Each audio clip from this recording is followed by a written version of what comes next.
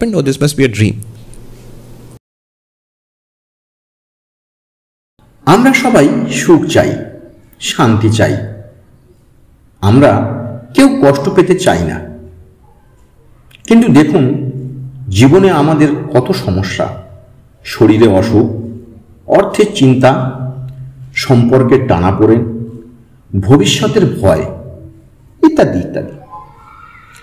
এখন প্রশ্ন হলো, এই সব সমস্যার সমাধান কোথায়? আমরা এই সমস্যার সমাধান পাওয়ার জন্য যে যা বলে তাই করি।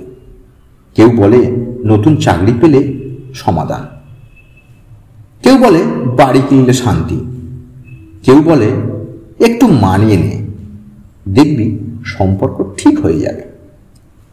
কিন্তু সত্যি কি তা হয়? স্বামী বিবেকানন্দ বলেছিলেন, দি রেডিমি for weakness is not brooding over weakness, but thinking is strength. সমস্যা কোথায়? আমরা মনে বাইরে, আমরা অফিসের সমস্যা, পরিবারের সমস্যা, অর্থের সমস্যা, কিন্তু বাস্তবতা কি? বাহ্যিক জগৎ কখনোই স্থায়ী নয়, সবকিছুই পরিবর্তনশীল। আজ যেটা সুখের কারণ, কাল সেটা দুঃখের কারণ হয়ে যেতে পারে। একটা উদাহরণ হিসাবে বলি, আপনি যদি ভাবেন আমি নতুন গাড়ি কিনলে সুখী হব, গাড়ি কিনলেন, 1 মাস আনন্দ, তারপর সার্ভিসিং, ইএমআই এর চাপ, দুর্ঘটনার ভয়। তাহলে আসল সমস্যা কি? আমরা অস্থায়ী জিনিসে স্থায়ী সুখ খুঁজছি। এই ভুল ধারণাই আমাদের দুঃখের মূল কারণ। তাহলে সমাধান কোথায় পাব?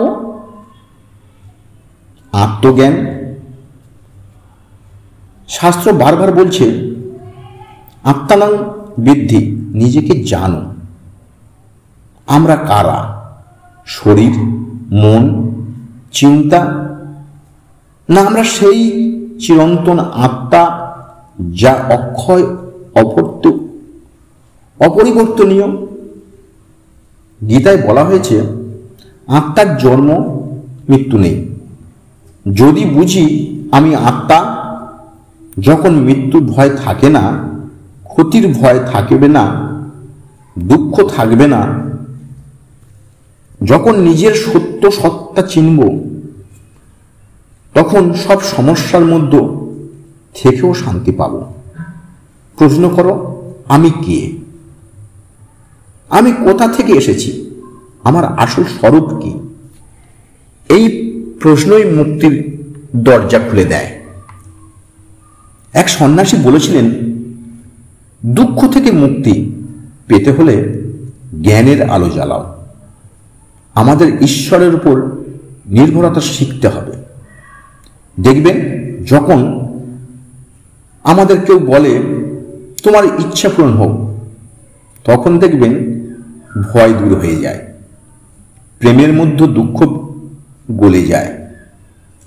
যেমন এক মা তার সন্তানকে আঁকড়ে ধরে, তেমনি ঈশ্বরকে আঁকড়ে ধরো। শুধু জ্ঞান নয়, অনুশীলন দরকার। প্রতিদিন ধ্যান, জপ, নীরবতা এইগুলো করো। মন শান্ত হলে সমাধান নিজেই স্পষ্ট হয়ে যাবে। একটু একটু চেষ্টা করুন। প্রতিদিন 10 মিনিট চুপচাপ বসুন, দেখবেন আপনার ভিতরে শান্তি অনুভব করছেন। আপনি অফিসে সমস্যায় পড়েছেন, রাগের মাথায় সিদ্ধান্ত নিলে ভুল হবে।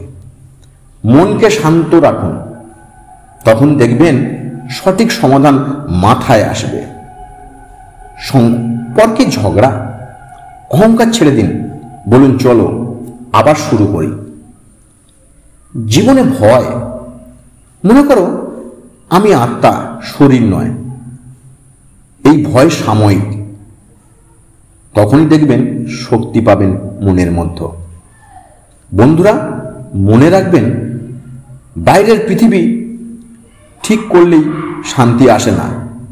শান্তি সমাধান ভেতরের মধ্য আত্মজ্ঞান, ভক্তি সাধনার মধ্য। স্বামী বিবেকানন্দ বলেছিলেন, দি solution of life is not outside, it is inside. তুমি আত্মা, সমস্যাগুলো মেঘের মতো তুমি আকাশ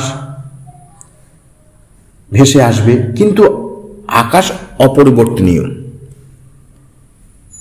মেঘ ভেসে যায়। এই সত্যটা জানলে জীবনের বড় ঝড় পেরিয়ে তুমি শান্তিতে থাকতে পারবেন।